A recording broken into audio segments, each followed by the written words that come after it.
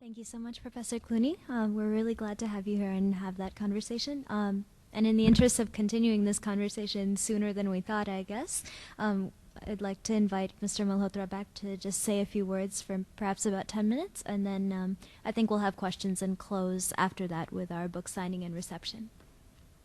Thank you, Francis. I thoroughly enjoyed your comments and agreed with them. In fact, you've given me things to think about, which is what the conversation and it's our manthan, our going back and forth in dialogue.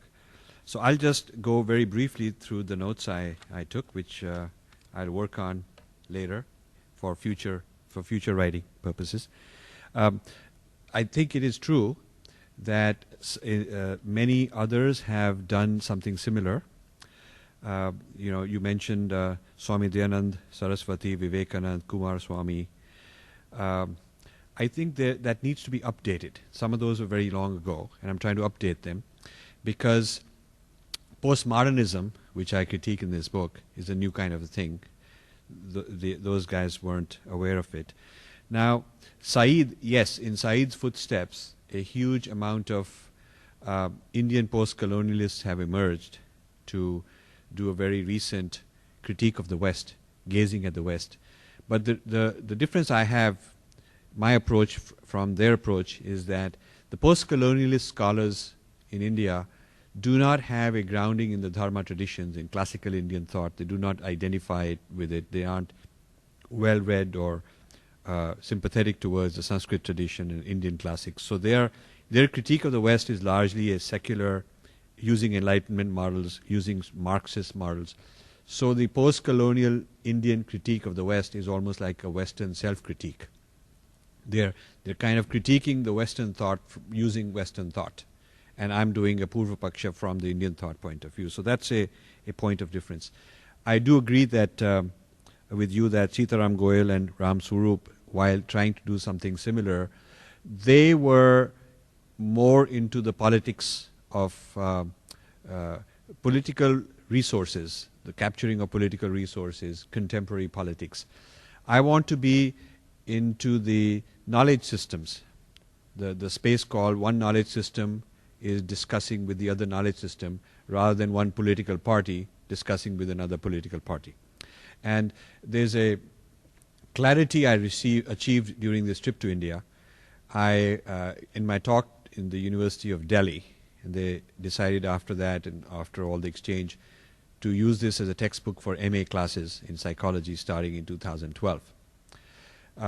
One of the three respondents whom I really appreciated a lot is a Professor Thakur from Jawaharlal Nehru University, professor of political science. And he made an interesting point. He said that what you are talking about is when you're talking about dharma and when you're talking about Indian civilization, you are talking about a comparative of knowledge systems. And you are not talking about modern politics as the identity. It's the identity of a knowledge system and not the identity of a modern political movement. And I thought that really helped me crystallize where I'm coming from and where I'm often misunderstood. Because often this kind of a discussion about a knowledge system gets appropriated into contemporary politics, which is a tendency that Francis mentioned and I'm very cognizant of. But that's life. I mean, I have to do what I do, realizing that there are people who make a political thing out of it. But my goal in India, I have three audiences I'm interested in. First, I'm interested in academics so that this very hugely taught Western universalism gets punctured, because you go to Indian philosophy departments, they're teaching Western philosophy more than anything else. You go to psychology department, it's Western psychological models. Religious studies does not even hardly exist in India. So I'm trying to introduce classical Indian models within India itself. The second is the corporate world, where I'm being invited because corporate people are now facing the situation where they're on the world stage and they have to suddenly explain who are we. When they meet a Japanese, he's clear on who he is. The Chinese, very clear, has a sense of history, a sense of Chinese approach to things. The French guy is very French. The Italian is very Italian. The American is very clearly American. And the Russian is not abashed about being very distinctly Russian. So the Indian is mixed up because of the colonial past, does not quite know how to explain who we are as a civilization. So that's a second audience. And the third audience is religious gurus. And with religious gurus, my question is, how much are you investing in comparative religion, comparative philosophy, comparative history? And the answer is, we're not. And that's where I'm trying to start. So during this trip, two very prominent gurus invited me to their campus and addressed their students and their advanced thinkers exactly to kind of ignite this sort of Purva Paksha. And when I'm told by some religious people, let's not talk about others with difference, I might remind them of the phrase of the word Purva Paksha, that this is a very much Indian way. It's just that we forgot to do Purva Paksha in recent centuries. We used to do it when the argument was with the Buddhist as the other or some other lineage. But when the Westerners came, we did not do Purva Paksha on them. And we're paying the price because they've mapped us onto their framework and we do not have a proper response because we never did Purva Paksha. And I think it's laziness. It's also kind of an inferiority complex through colonialism, which has to be reversed using this kind of book that I have come up with. Now, I particularly appreciated Francis' comment on two different ways of looking at inculturation. Inculturation seen from the Jesuit side as a way of accommodating local culture and so on, and seen from the Indian side as, kind of sneaking in the door, not fully. Some of this translation of Sanskrit terms, appropriating the Sanskrit terms with an ideology of a history-centric ideology, which kind of defeats the purpose of that Sanskrit term. So that's the way I've come at it. And I think we need more conversations to understand inculturation more fully and all its consequences, not only in the theoretical realm but also in the backwaters where inculturation can lead to a confused person not knowing quite where his bearings are and being used in that sense. The Hebraic versus Hellenistic, or the Judeo-Christian versus Greek reasoning, is a point I go into quite a lot, that this is what the synthetic unity is, because the issues I feel are not quite resolved. Even today, the debate on creationism versus evolution is a kind of modern version of this, scientific reasoning side and the revelation side. And the debates on the presidential elections and the issues that they're talking about are a kind of a schism within the West. So this is something that I want to continue working on in order to understand what would be the effect of further assimilation of dharmic ideas into West. What would it do through the West itself? How would the West modified, because Francis mentioned that this exchange has been going on for a long time, and a whole lot of these ideas already are into Christianity. What happens, at what point can it not go further? I mean, is there such a point where the core DNA of historicity, the nature of the self, linear time, the core DNA of Judeo-Christianity would not be able to take further assimilations? Where is that point? And that is what I'm trying to find. How far can we go?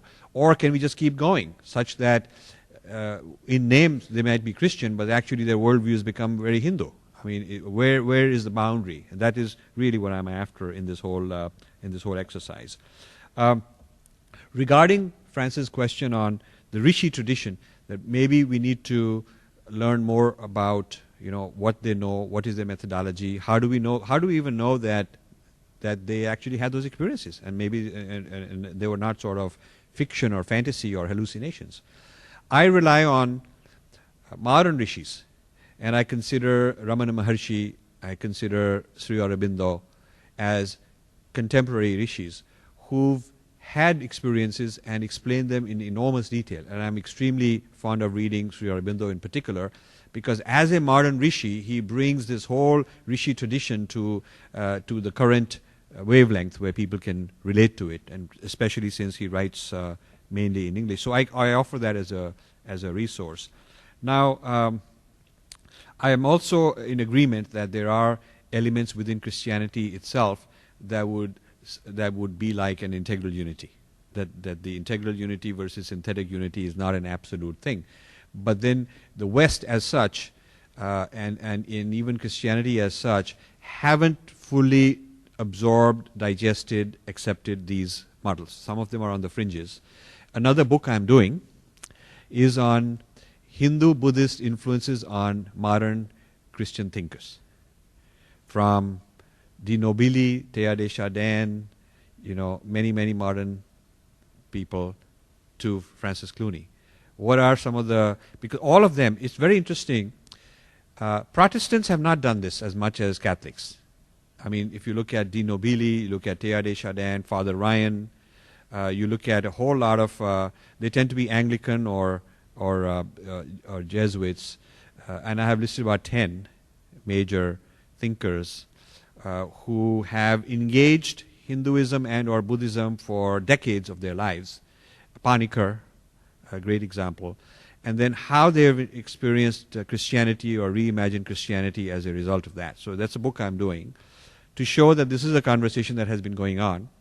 And the question I haven't answered is how far would they be willing to go in terms of this assimilation of Hindu ideas before they would say, well, I cannot cross this line. Panikkar goes pretty far, I think. So there's something to talk about. The other point I agree with Francis is that regardless of all this view of the West, there have always been counter voices and skeptics within the West itself. And that is true. There have been voices within the West that are contradicting and refuting the very things I characterize in the West. And perhaps my book is addressing these people. My book is finding people within the West who actually are more on this wavelength.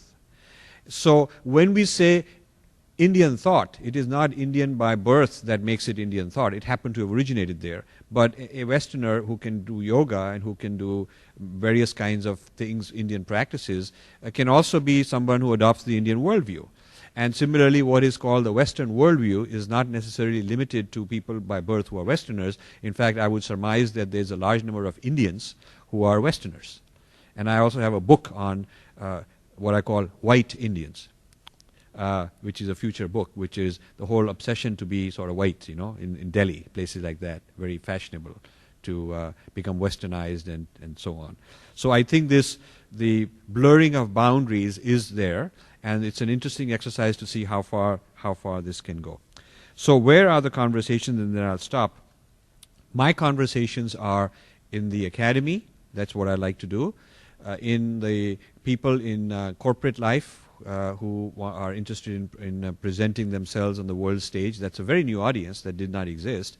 And in the guru tradition and religious traditions, both Christian seminaries and Hindu and Buddhist type of organizations, trying to deepen their knowledge of the other, encourage Purva Paksha, and create maybe a next wave or next generation higher level of interfaith dialogue. So that's where I'm coming from. Thank you, Francis, for exceedingly wonderful comments, and we'll continue this conversation in the days to come. Thank you.